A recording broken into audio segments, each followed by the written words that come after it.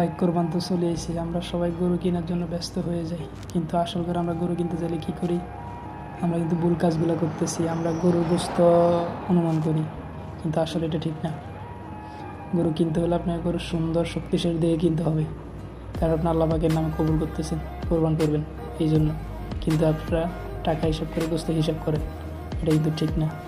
শক্তিশালী সুন্দর দেখে গরু কিনেন, এটা হচ্ছে গরু কেনার নিয়ম।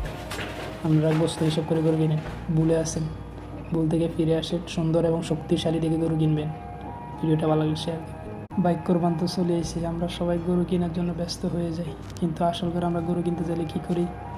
আমরা কিন্তু ভুল কাজগুলো করতেছি। আমরা গরুর গোস্ত অনুমান করি, কিন্তু আসলে এটা ঠিক না।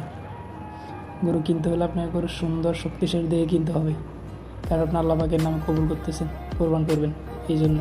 কিন্তু আপনারা টাকা হিসাব করে গোস্ত হিসাব করেন, এটা কিন্তু ঠিক না। শক্তিশালী সুন্দর দেখে গরু কিনেন, এটা হচ্ছে গরু কেনার নিয়ম। আমরা গোস্ত হিসাব করে গরু কিনেন, ভুলে আসেন, ভুল থেকে ফিরে আসেন, সুন্দর এবং শক্তিশালী দেখে গরু কিনবেন। ভিডিওটা ভালো লাগলে শেয়ার করবেন।